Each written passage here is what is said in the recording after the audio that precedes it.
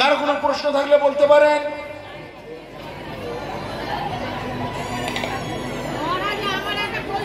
আচ্ছা কটলেস আছে, একটা কটলেস দিয়ে দাও তো, কটলেসটা দিয়ে দাও।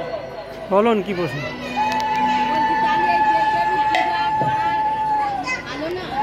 সেটা তো বলছি, শুনলেন কি এতক্ষণ?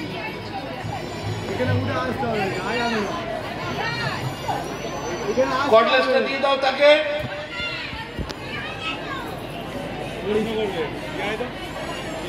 আরে কার প্রশ্ন আছে? কটলেসটা নিন, সময় পেরিয়ে যাচ্ছে, তাড়াতাড়ি প্রশ্ন করুন কারো কোনো প্রশ্ন থাকলে। সময়ের অভাব হেতু তাড়াহুড়ো করে দু চারটে কথা বললাম, সময়ের তো এত অনন্ত কথা, কথা তো শেষ নাই। বলুন বলুন তাড়াতাড়ি বলুন, কি প্রশ্ন আছে? নমস্কার প্রভু। হরে কৃষ্ণ। হরে কৃষ্ণ, দণ্ডবাদ। বলছিলাম কি কার্তিকে ব্রত কি কি পালন করতে হয়? কার্তিক ব্রত তো হয়ে গেল, তবু এখন শুনছেন যখন শুনুন। কার্তিক ব্রত হচ্ছে রাধারানীর সব থেকে প্রিয় ব্রত, একে দামোদর মাস বলা হয়।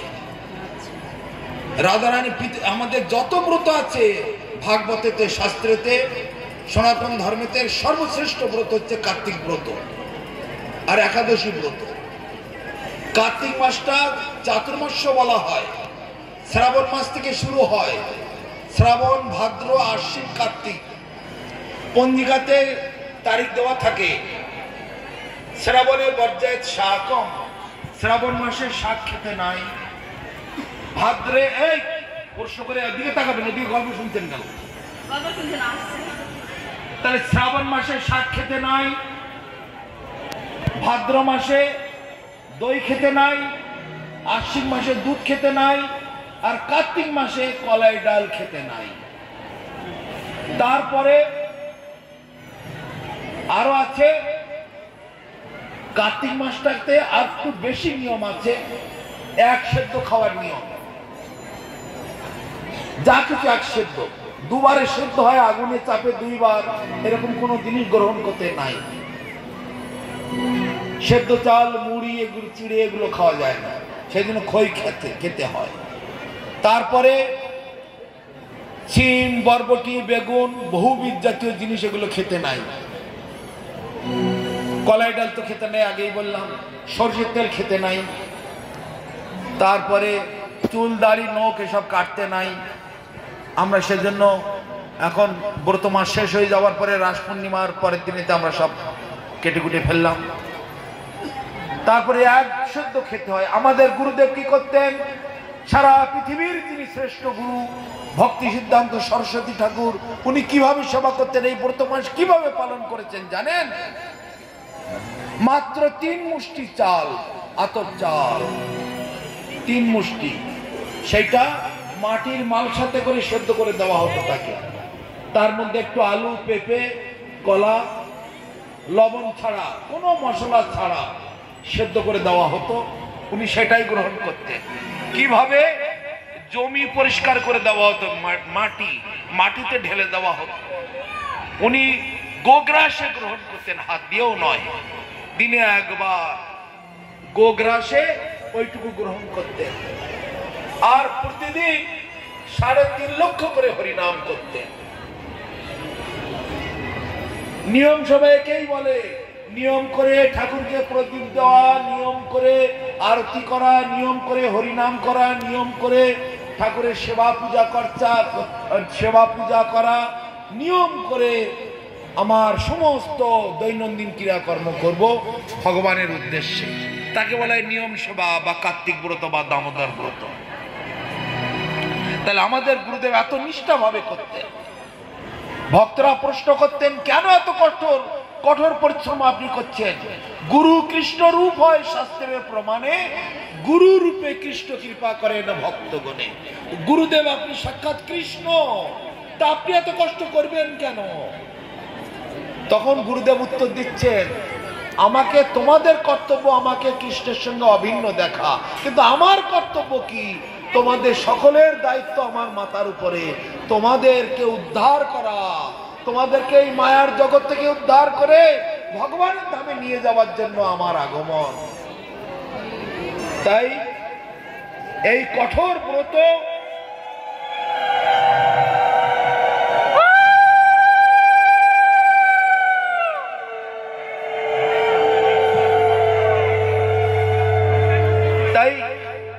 এই কঠোর ব্রতটি আমি পালন করছি তোমাদের সকলের উদ্ধার করবার জন্য। যেহেতু তোমরা আমার চরণাশ্রয় করেছো, তাই তোমাদের সকলের উদ্ধারের জন্য আমার এই কঠোর ব্রত পালন করা। যাই হোক, আরো বিস্তারিত বলা যায়। যদি এর মধ্যে আর কারো কোনো প্রশ্ন থাকে আপনারা আর প্রশ্ন করতে পারেন। আর কারো কোনো প্রশ্ন থাকলে বলুন ফটাফট। মাত্র 15 মিনিট আমাকে সময় দেওয়া হয়েছে, একটু তাড়াতাড়ি বলুন।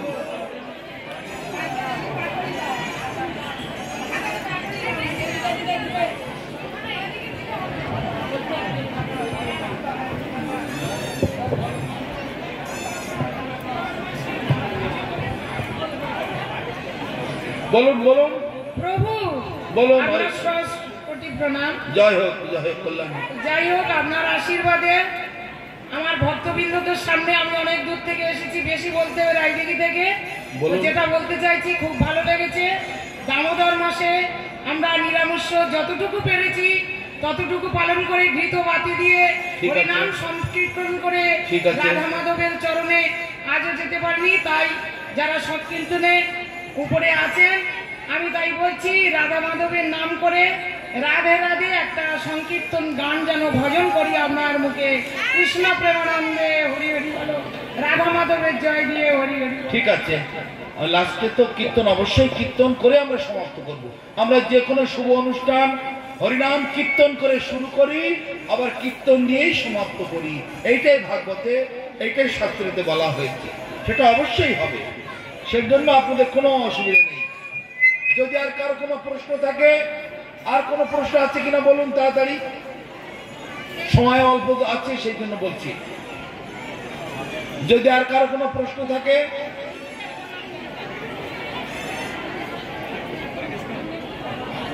হরে কৃষ্ণ। হ্যাঁ বলুন। প্রণাম নিও আমার। জয়।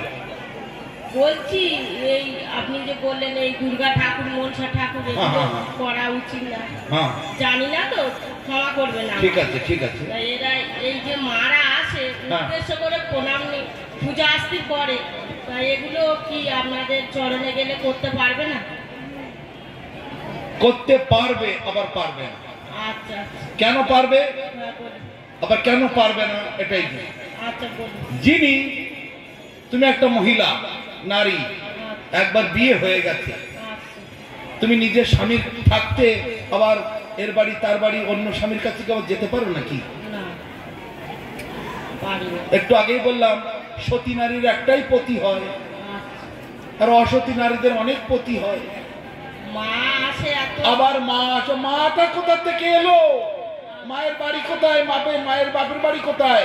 মায়ের বাপের নাম কি? মায়ের পরিচয় কি বলুন? আচ্ছা ক্ষমা কিচ্ছু করবেন। জানেন না। মা মা করছেন, মাকে জানতে হবে আগে। শুনুন, মাকে, মায়ের পরিচয়টা দিই। ব্রহ্মা যখন দেখছেন সৃষ্টি স্থিতি প্রলয় সাধন শক্তির একা ছায় বজস্য ভুবনানি বিবর্তি দুর্গা ইচ্ছানুরূপম বিজস্য চেষ্টাতে সা গোবিন্দমাদি পুরুষহং তমাং ভজামি। সৃষ্টি স্থিতি লয় প্রলয় মহাপ্রলয় যা কিছু ঘটন অঘটন পটিয়সী সব কিছু হচ্ছে ভগবানের ছায়া শক্তি দুর্গা দেবীর দ্বারা। সেই দুর্গা দেবী কে? ভগবানের ছায়া। ছায়া মানে মায়া, মায়া মানে মাহ মানে না, আয়া মানে অস্তিত্ব, যার কোনো অস্তিত্ব নেই। আমি এখানে বসে আছি, আমার ছায়া পড়েছে পেছন দিকে, আমি জল চাচ্ছি, আমাকে জল দিচ্ছ না, আমার ছায়াটাকে দিচ্ছ। তাহলে আমার কি জল খাওয়া হলো? বলো। আমার লেগেছে জল পিপাসা, আমাকে তুমি দিচ্ছ না, ছায়াটাকে দিচ্ছ। তা কায়া মানে শরীর, কায়া হচ্ছেন কৃষ্ণ, ছায়া হচ্ছেন মায়া। ওই মায়া দেবীর হাতে দায়িত্ব তুলে দিয়েছেন। আমি ৩-৪ বার বললাম এই অনুষ্ঠানে, আজকেই কৃষ্ণ বলি সেই জীব অনাদি বহির্মুখ, অতএব মায়া তারে দেয় সংসার আদি দূর। কৃষ্ণকে ভুলে গিয়ে যারা বহির্মুখ সুখ শান্তি আশা করে, ভগবান তাদেরকে মায়াদেবীর হাতে তুলে দেয়। মায়াদেবী তখন তাদেরকে এই জেলখানায় ভরে রেখে দেয়। জেলখানার ভালো নাম কি? জেলখানার ভালো নাম হচ্ছে সংশোধনাগার। এখানটায় এই মায়ার জগৎটা হচ্ছে সংশোধনাগার। এখানে আপনাদেরকে সংশোধন করবার জন্য ত্রিতাপ জ্বালা, আদি দৈবিক, আদি ভৌতিক আর আধ্যাত্মিক, এই ত্রিতাপ জ্বালায় আপনাদেরকে অনন্তকাল ধরে কষ্ট দিচ্ছে। কবু স্বর্গে, কবু মর্তে, নরকে বা কবু, কবু দেব, কবু দৈত্য, কবু দাস প্রভু, কবু রাজা, কবু প্রজা, কবু বিপ্র শূদ্র, কবু সুখী, কবু দুঃখী, কবু বা কীট ক্ষুদ্র। এক্ষুনি আমি এটা কথাটা বলেছি, আপনারা ধরতে পারেননি, মনে রাখতে পারেননি। এইভাবে 84 লক্ষ জনি ভ্রমিতে ভ্রমিতে অবশেষে কুল কিনারা পাওয়া যায় সাধুগুরু বৈষ্ণবের কৃপাতে। ঈশ্বর পরম কৃষ্ণ সচ্চিদানন্দ বিগ্রহ অনাদিরাদি গোবিন্দ সর্বকারণের কারণম। শুনতে পেলেন?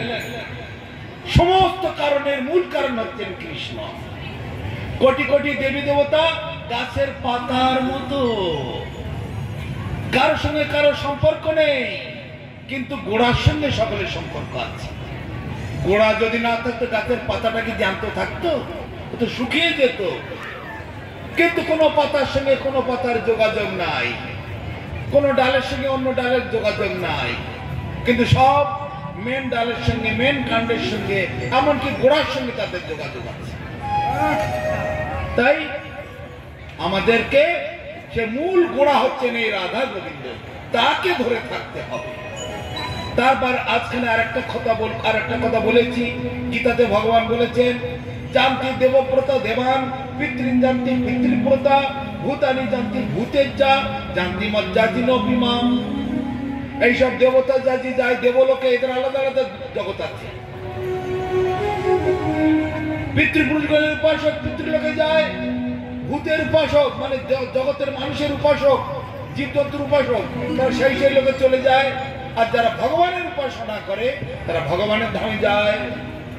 কিন্তু এই সব জগতে যত উপাসনা করবে বারবার ফিরে আসতে হবে।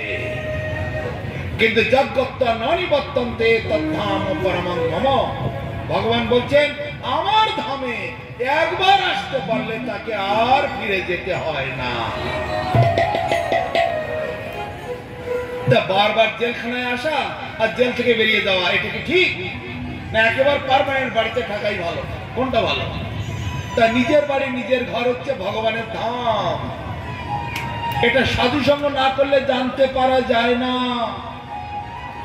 তাই বলছে যাও ভাগবত পড়ো, বৈষ্ণবের স্থানে একান্ত আশ্রয় করো গোবিন্দ চরণে, গোবিন্দের ভক্তগণের নিত্য করো সঙ্গ, তবে তো বুঝিবে তুমি সিদ্ধান্ত সমুদ্র তরঙ্গ।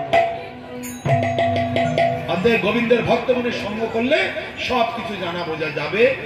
সাধু সঙ্গ সর্বশাস্ত্রে কয়, লাভ মাত্র সাধু সঙ্গে সর্বসিদ্ধি হয়। সাধু সঙ্গের মাধ্যমে সব জানতে পারবে। যেমন আজকে যার যত প্রশ্ন আছে সবাই বলতে পারে, জিজ্ঞাসা করতে পারে। আর আমি যেখানে আছি, এখানে পরশুদিন এসেছি আর কালকের দিনটা এখনো আছি, তারপরের দিন আমি আবার চলে যাব নবদ্বীপে। ওই সুব্রত মাস্টার মশাই, সুব্রত মিস্ত্রি আপনারা জানেন, এই এখানে ঘোরাঘুরি করছেন, উনি আছেন। এই মাস্টার মশাই বা এই ডাক্তারবাবু, হ্যাঁ এই ডাক্তারবাবু উনিও জানেন, ওনার কাছে আমার ফোন নাম্বারও আছে।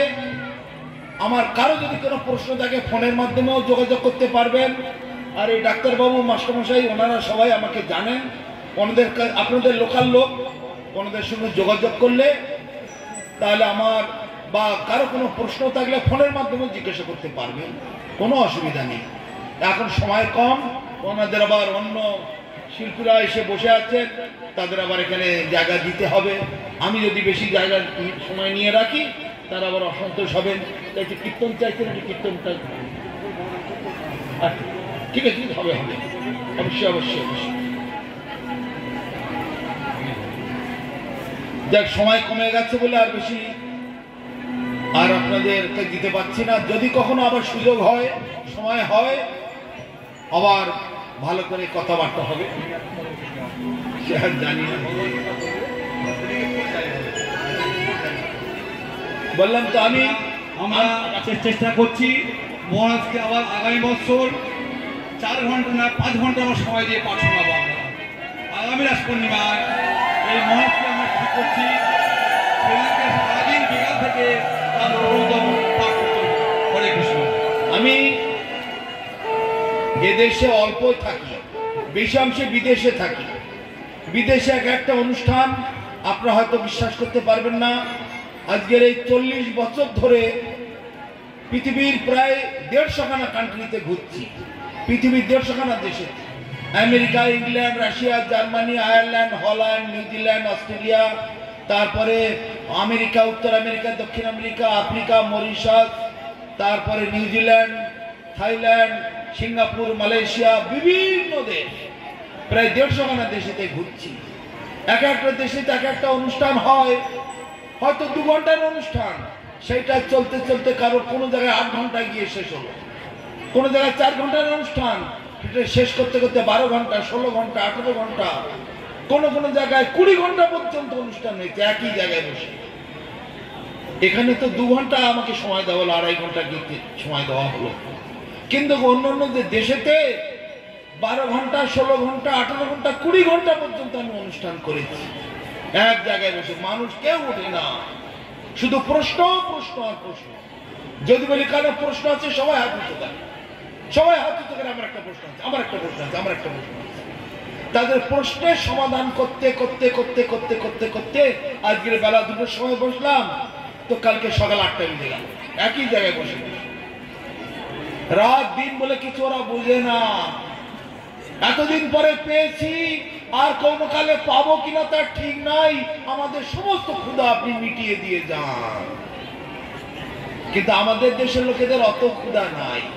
ও আমরা জানি, ও আমরা বুঝি, ও আমাদের, আমরা সব আমরা, ও আমাদের জানা আছে। আমরাও নবদ্বীপে যাই, আমরাও বৃন্দাবনে যাই, ও আমাদের, আমরাও দীক্ষা নিয়েছি, হ্যাঁ হ্যাঁ এইসব বলে বেড়াই, কিন্তু মানে কিছুই বোঝে না। আরে দীক্ষা দীক্ষা করছেন, দীক্ষা মানে কেউ জানেন? এখানে সবাই বলে আমাদের দীক্ষা হয়ে গেছে, দীক্ষা হয়ে গেছে, কিন্তু দীক্ষার মানেটাই তো বোঝেন না। শুনে রাখুন দীক্ষা কাকে বলে। দীক্ষা মানে কৃষ্ণ দাস্য। এক্ষুনি যেটা বললাম, জীব মৃত্যু কৃষ্ণ দাস। দীক্ষা মানে কৃষ্ণ দাস্য। বুঝে নেয় মন, জন্ম জন্মান্তরের প্রভু কৃষ্ণ একমাত্র ধন। কৃষ্ণ ছাড়া অন্য কিছু নাহি অভিলাষ। কৃষ্ণ থেকে দূরে গেলে হবে সর্বনাশ। এই মর্মে কৃষ্ণ কৃপা পাইতে চাই সদ্গুরু, আর তার চরণাশ্রয় করলে পরে দীক্ষা হয় শুরু। আর যে দীক্ষার নেই তিলক মালা হরিনাম, সে দীক্ষার নেই এই বাজারে কোনো দাম। ধর্মের নামে দীক্ষা নিয়ে পরমার্থের নাম নেই। পশুর মতো কাটলো জীবন, এ ব্যবসার দাম নেই। ধর্মকর্ম লোক দেখানো, কাজের বেলায় জিরো, আর এমন ধর্ম কলিযুগে করছে যাতে হিরো। কপাল পোড়া মানুষগুলো তাদের পিছে ঘোরে, দুর্লভ জীবন হাতে পেয়েও অকালেতে মরে। শোনা বন্ধু, দীক্ষা নেবে আপন ঘরে যেতে, এইসব নকল বিষয় ছাড়তে হবে আসল অর্থ পেতে। তাই মহাপ্রভুর শিক্ষা দীক্ষায় জীবন করো সার, শ্রী রূপাঙ্গ সম্প্রদায় করো অঙ্গীকার। এই হলো দীক্ষা। দীক্ষা দীক্ষা বললেই হবে না, দীক্ষার মানেটা বুঝতে হবে। লোকে দেখা দেখি দীক্ষা হয় না। কারো বিয়ে হচ্ছে, তাই থেকে বাচ্চা ছেলে মেয়েরা তারা বিয়ে করার জন্য নাচছে, তা মা বাবা তাকে বিয়ে দেয় নাকি? তা লোকে দীক্ষা দেখে তেমনি দীক্ষা হয় না। দীক্ষা কি জিনিস, দীক্ষা কেন নিতে হয়, না নিলে কি হয়, দীক্ষা নিলে কি লাভ, দীক্ষা না নিলে আমার কি ক্ষতি, সমস্ত কিছু জানতে হয়, বুঝতে হয়, তারপরে দীক্ষা গ্রহণ করতে হয়। না জেনে না বুঝে দীক্ষা হয় না। ওই হাতের জল শুদ্ধি, ওই তারপরে এটা ওটা, এইসব ফালতু কথা, এইসব দীক্ষার পরিচয় নয়। দীক্ষা মানে হচ্ছে মায়ার সংসার থেকে থেকে ছুটি নিয়ে, এই জেলখানা থেকে ছুটি পেয়ে আমার ঘরে আমার বাড়িতে আমি যাব। এক্ষুনি বললাম back to God and back to home. এই হলো দীক্ষার সার কথা। নিজের বাড়ি ফিরে চলো, ভগবানের কাছে ফিরে চলো। এখানে কারো বাড়ি ঘর নয়। যত লম্পঝম্প করো এখানে কারো থাকা হবে না। কৃষ্ণায় বাসুদেবায় হরয়ে পরমাত্মনে প্রণতো ক্লেশনাশয় গোবিন্দায় নমো নমো।